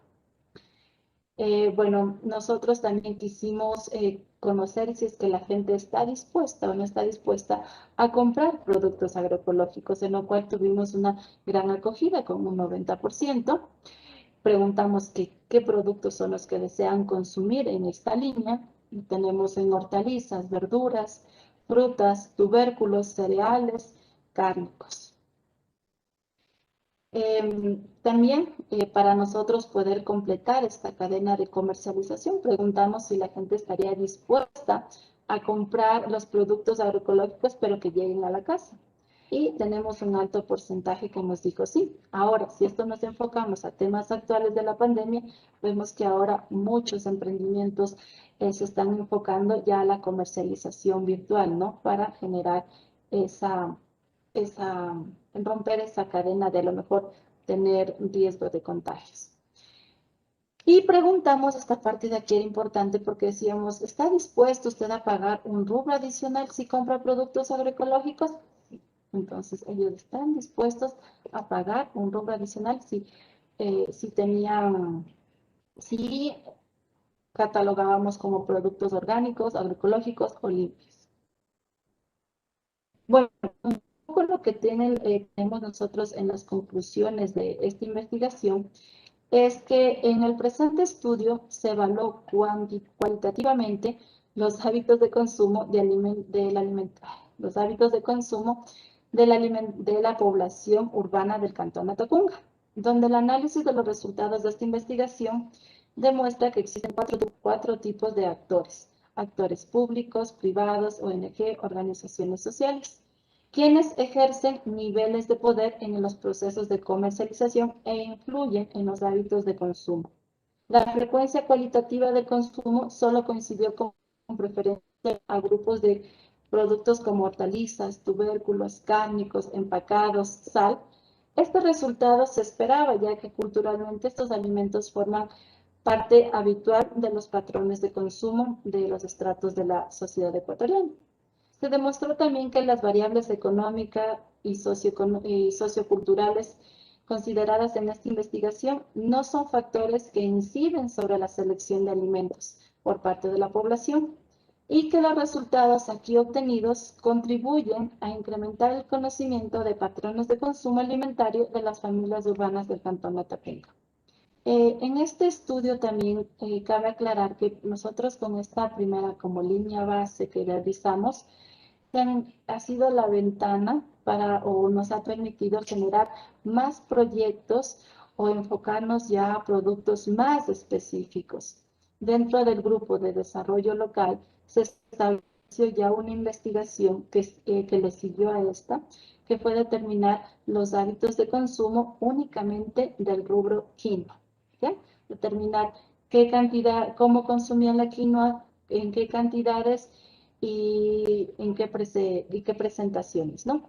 Esto nos ayudó a nosotros a fortalecer el proyecto, un proyecto en cooperación con la Universidad de Almería, con el doctor Rafael Hernández, en fortalecer a una comunidad rural ubicada en la parroquia Juan Montalvo, en la comunidad de Yuxiloma, para fortalecer. Ellos tenían producción de quinoa, pero querían saber cómo pasar a procesarla, ¿no?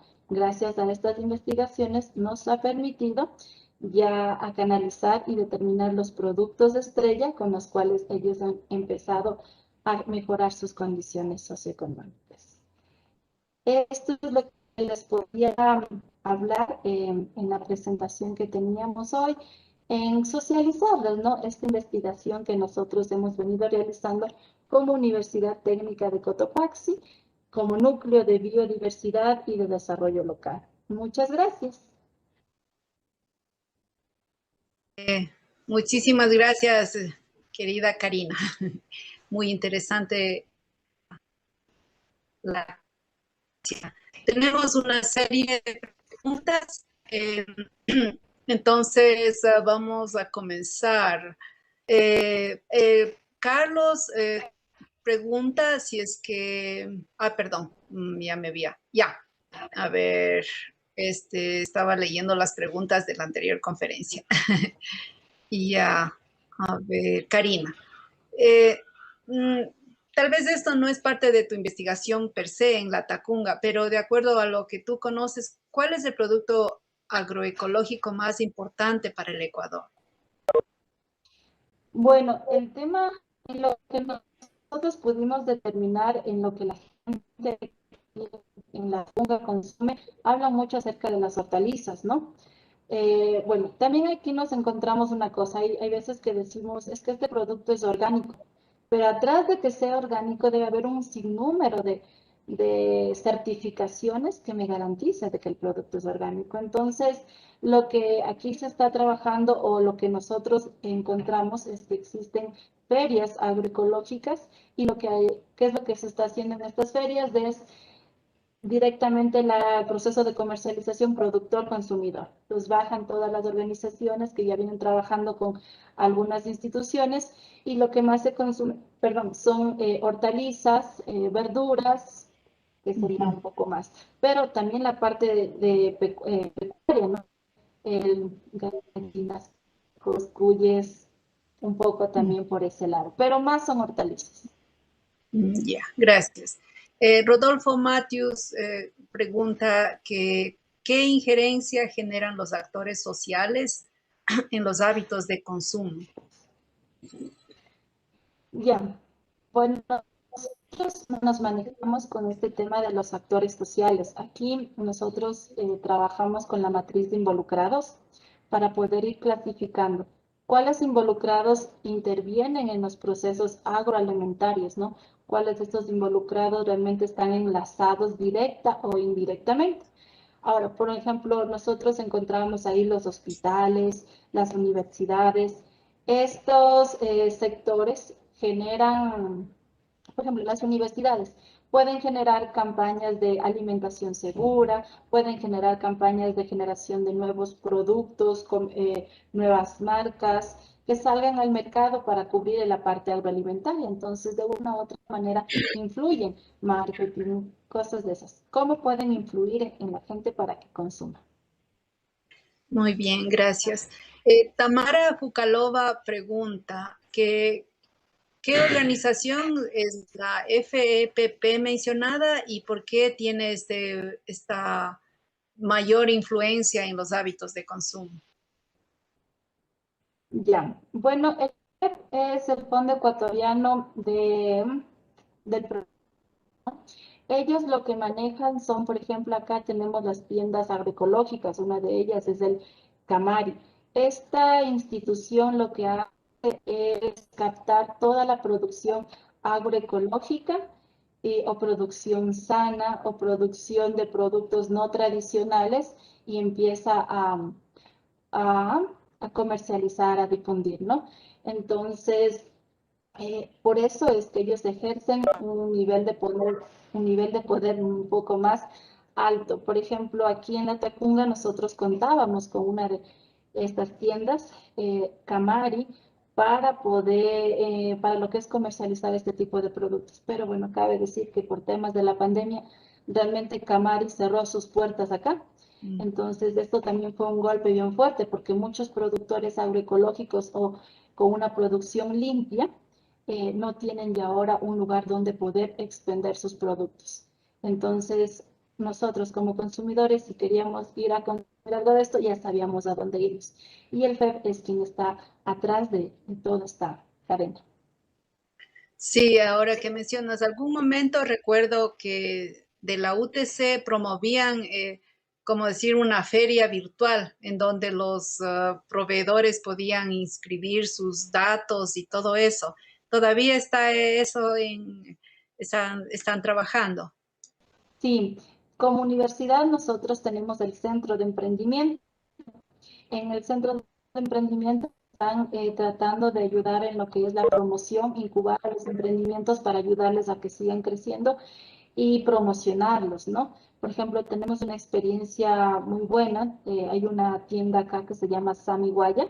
Es de una ex estudiante de agronomía.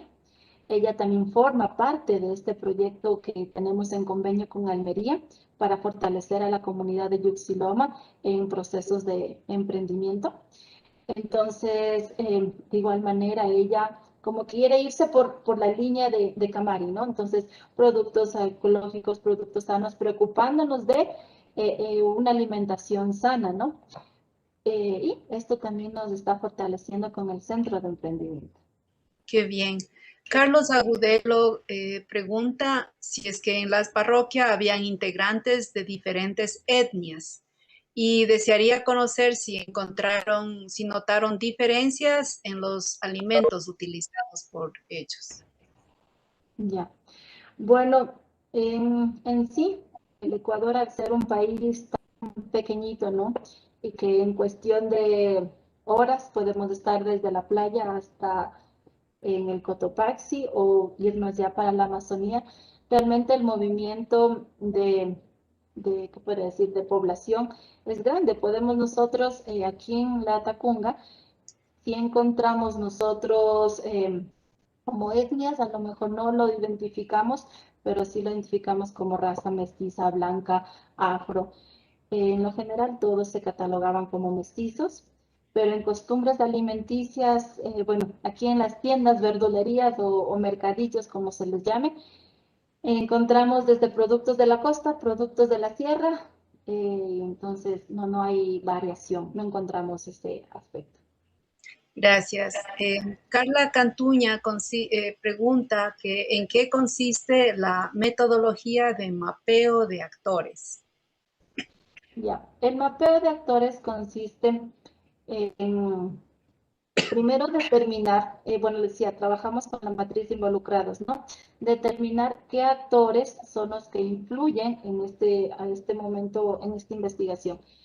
Determinamos los actores que tienen influencia en el sistema agroalimentario. Lo que hicimos fue basarnos involucrados, determinar actores o involucrados directos, involucrados indirectos. A estos actores les clasificamos en públicos, privados y personas naturales o consumidores netamente, ¿no? En instituciones y consumidores. Y ahí fuimos, mediante una hoja de Excel, fuimos clasificándoles.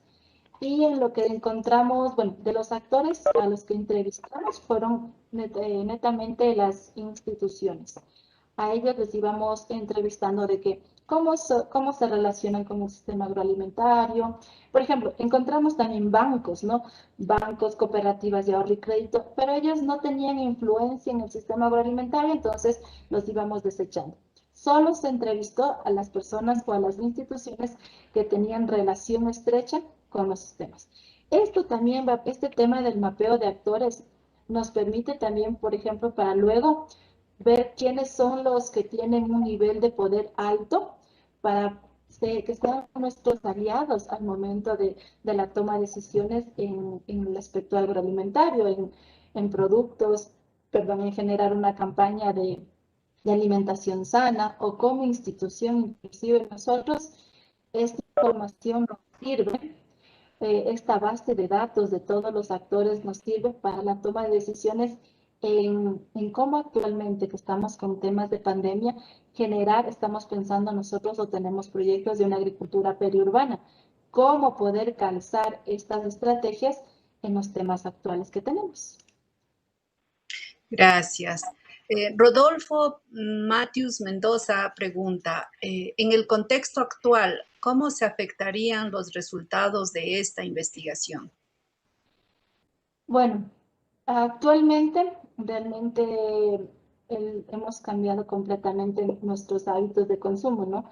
El ser humano es una persona consumista, pero vamos viendo que ahora la tendencia se va a parar un poco eso. Encontrábamos estudios de que una persona genera 45 kilogramos de basura al año y es por la manera o la costumbre que tenemos nosotros en comprar, en comprar, en comprar. Ahora vemos que con temas de la pandemia, en lo que tiene que ver el sector agroalimentario, es uno de los sectores que nunca paró. Es uno de los sectores que, bueno, en réditos económicos no podemos decir que todos tuvieron lo mismo, ¿no? Porque las grandes cadenas alimenticias o comerciales fueron los que mayores se beneficiaron, pero nunca nos faltó comida. Teníamos, creo que lo necesario. Esto motivó a que, ¿cómo puede influir? Podemos nosotros, en base a estos de hábitos de consumo, la gente ahora compra lo que necesita, ¿no? Ya, y compra también fijándose si esto tiene protocolos de bioseguridad, si son limpios. Realmente la gente ahora, yo considero, eh, cuidamos un poco más nuestra salud. Esta información que tenemos ahora nos puede servir para establecer otros procesos de cómo llegar a la gente. Como decía, la alimentación es un derecho de la población y cómo nosotros podemos ahora, estos temas de pandemia nos abren sin número de ventanas para poder seguir trabajando. Gracias. Yo te había hecho una pregunta, pero no sé si es que, o sea, mencionas hortalizas. ¿Cuál era la preferida de todas las hortalizas? No, dependía. no les desglosamos, no Ya. desglosamos así en cada una, ¿no? Le pusimos de manera general. Genera. Tamara Fukalova pregunta, en Cotopaxi, ¿cuál es la relación percentual entre producción agroecológica y monocultivos? Bueno, realmente la relación porcentual no tengo, pero en Cotopaxi realmente es una zona de una producción, netamente producción agropecuaria, pero sí tenemos nosotros altos porcentajes de zonas en monocultivo. Tenemos monocultivo en brócoli, tenemos monocultivo en lo que son rosas, flores de verano. Entonces, realmente sí tenemos esos lugares. Hay zonas, por ejemplo, hay comunidades que sí están incursionando ahora en los temas de la agroecología. Como institución, inclusive, tenemos el programa de vinculación y cada una de las carreras ha establecido proyectos para llegar a las comunidades y tratar de establecer una producción agroecológica, ¿no? Y también canalizar hasta el proceso de comercialización y de igual manera en la parte veterinaria. Aquí, zona agroecológica, podríamos decir que estamos incursionando. Hay zonas, hay instituciones gubernamentales que también nos están echando la mano en generar estos espacios. Es por eso que la gente nos decía, sí, compro productos agroecológicos en las ferias. El Consejo Provincial aquí genera ciertos días de la semana en zonas específicas, ferias agroecológicas, para ir a comprar directamente de los productores. Muy bien, gracias. Y otra vez te hago una preguntita. Indicas que de la Universidad Técnica de Cotopaxi están con iniciativas de proyectos agroecológicos en la provincia. ¿Qué tan exitoso ha sido? Y sí, o sea, ¿en cuál de las comunidades o en cuál de los lugares la universidad ha tenido más éxito o menos éxito con estas iniciativas? Bueno, nosotros como carrera de agronomía se viene trabajando con estos proyectos en la parroquia rural de Guaitacama, con unas asociaciones de productores. Ellos ya igual están comercializando en ferias. Se está trabajando con Cantón Salcedo, la parroquia de Cusubamba. También ahí tenemos experiencia, son como un poco más empoderados, ¿no? Ellos están comercializando su producción en Salcedo. Ellos ya tienen más avanzado el porque ellos ya tienen establecidos sus sitios de venta ahí en el mercado del Cantón Salcedo, ¿no? Son con las dos zonas que como institución nosotros estamos trabajando, en la parroquia de Huaytacama y en la parroquia de Cusubamba. Perfecto, muchas gracias. Les recordamos a los participantes que, que registren su asistencia. Rodolfo nos recuerda, está el enlace incluido acá. Carla Cantuña pregunta, una vez conocido el diagnóstico del Cantón Latacunga, ¿qué políticas públicas se podrían implementar y a nivel institucional, cómo se podría aportar? Ya, bueno, en este aspecto, como universidad, por ejemplo, como universidad ya nos ha servido este diagnóstico, esta información para ir generando nuevos proyectos, nuevos estudios más específicos, como el que les comentaba, el tema de la... E incluso, por ejemplo, para que no sea solo de la carrera de agronomía, sino vincularnos con las otras carreras, como hace ratito conversábamos con Alina del Centro de Emprendimiento. En el Centro de Emprendimiento está generando una tienda virtual para buscar a todos los productores y que se empiece a comprar en línea. Esto nos abre un sinnúmero, como institución, como técnica de Cotopaxi, nos abre un sinnúmero de aristas para seguir investigando y adentrándonos y ir viendo cómo poder ir resolviendo. Por ejemplo, ahora como políticas públicas, por ejemplo, nosotros con este estudio podemos hacer presión al municipio para generar ordenanzas, al municipio o al Consejo Provincial, para generar ordenanzas para establecer zonas específicas para la comercialización.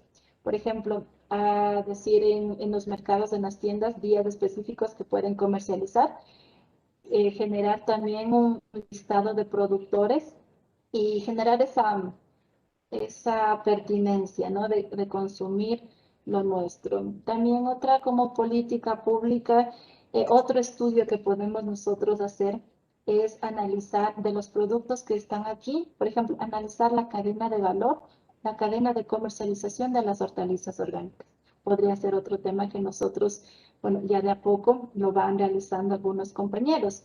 Ya se hizo investigaciones acerca de la cadena de valor y la cadena de comercialización de la papa y así de rubros económicos de importancia. Entonces, sí es importante esto. Muy bien. El ingeniero Franklin Molina indica felicidades, ingeniera Karina Marín, está mencionándome, y a todos los organizadores y participantes. Muchos éxitos.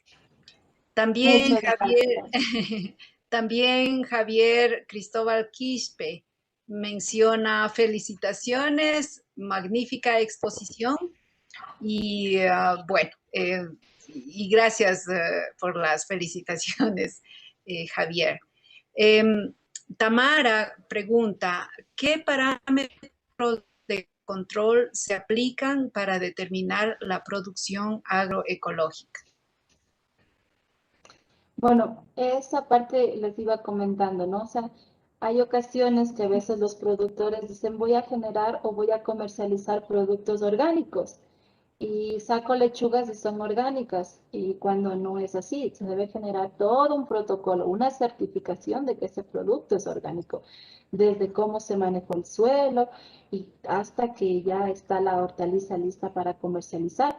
Entonces, realmente es un poco aquí en Latacunga, bueno, como institución, es una de las metas que que quisiéramos nosotros a futuro, es convertirnos en una certificadora de productos orgánicos. Entonces, eso sí es importante, ¿no? Entonces, por ese lado, no sé.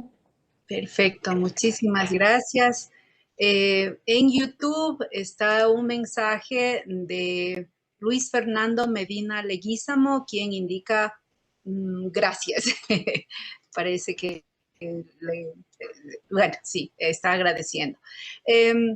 Bien, tenemos a más compañeras y compañeros en la conferencia. Están cordialmente invitadas e invitados a hacer sus preguntas o a participar con preguntas, comentarios con nuestra querida conferencista Karina.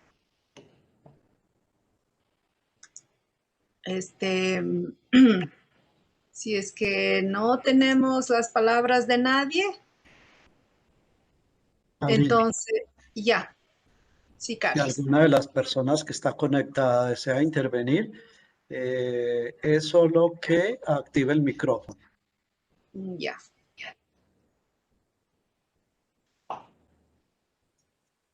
Muy bien. Entonces, bueno, como no... Sí, Giovanita.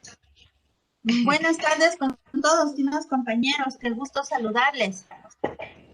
Y me da mucha alegría de que, en primer término, el seminario siga vigente. Llevamos ya varios meses de colaboración y me alegra muchísimo que sigamos trabajando juntos. Esperamos, pues, de aquí a poco seguir incluyendo a otras universidades de todo el mundo. Gracias, Carlos. Gracias, Inge Matthews, por ese trabajo permanente. Karinita, felicitaciones por su charla y yo quería que nos comente un poquito si es que en el trabajo que hicieron obtuvieron alguna información sobre el desperdicio de alimentos. Ya, bueno, y aquí también, ¿no? Gracias, Giovanita. Giovanita es la decana de nuestra facultad y es como quien nos va empujando, ¿no? Y nos puso en camino con la organización, la fundación, que fue con quienes trabajamos parte de esta investigación. Realmente no realizamos o no había alguna pregunta, ¿no? Que se enfoque al desperdicio de alimentos. Pero realmente, como les decía, esto es el inicio para generar un sinnúmero de investigaciones. En esta línea, por ejemplo, ya ha trabajado Giovanita en la generación en los inicios de la generación del banco de alimentos, en cadenas de comercialización de papa. Entonces, pregunta como tal no hubo, pero no estaría por demás con la metodología que vamos trabajando ir aportando para estos siguientes proyectos. Perfecto. Muchísimas gracias. Muchísimas gracias, Giovanita, Karina. Queríamos invitarles a participantes que están muy bienvenidos a sugerirnos conferencias, a unirse a esta iniciativa que la iniciamos, como mencionó Giovanita, hace varios meses. Entonces, voy a incluir aquí los correos electrónicos somos 3 participantes. Incluiré mi correo, luego le pediría por favor a Carlos su correo y bueno, después le pediría a Matthews. Entonces, primeramente queríamos agradecerte inmensamente, Karina, por esta muy interesante charla. Y si serías tan amable de colocar tu correo electrónico en el chat, en el caso que tal vez participantes desearían comunicarse contigo. Con mucho gusto, Alina, y bueno, un gusto poder volverte a ver a mis tiempos. Igual verles a todos, agradecerles nuevamente por generar estos espacios, porque realmente esto nos permite ir conociendo qué es lo que se van haciendo, qué es lo que, un intercambio de conocimientos, de experiencias que sería más, ¿no? Y un saludo igual a todas las personas que a lo mejor distantes de aquí de Cotopaxi o están en Colombia, están allá en el Iquén, entonces un saludo para y muchas gracias por las preguntas, las felicitaciones. Muchas gracias a todos. Muchísimas gracias y te invitamos que todavía tenemos 10 minutos más para concluir esta sesión. Luego que incluyas tu correo electrónico, incluiré el mío. Básicamente, luego de incluir los correos, yo desearía invitarle luego al ingeniero Matthews Mendoza, quien es el coorganizador de este seminario y es profesor titular de la Universidad Técnica de Cotopaxi. Entonces, le doy la bienvenida a Matthews y después de Matthews tendremos las palabras finales de Carlos, nuestro otro colega. Somos 3 del equipo. Entonces, muchísimas gracias, Karina, y Matthews, te cedo la palabra, por favor.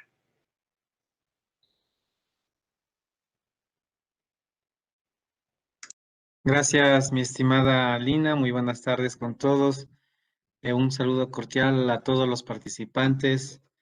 En efecto, hago mis felicitaciones a los ponentes por las exposiciones de tan relevancia e importancia que se tiene para toda la comunidad de docentes e investigadores.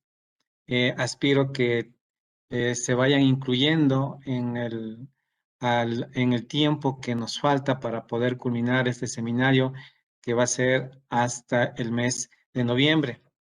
Para la siguiente semana tenemos, de aquí para el 14 de abril, tenemos una ponencia de uso de plantas en 3 comunidades rurales del sur del departamento de Risaralda, Colombia, con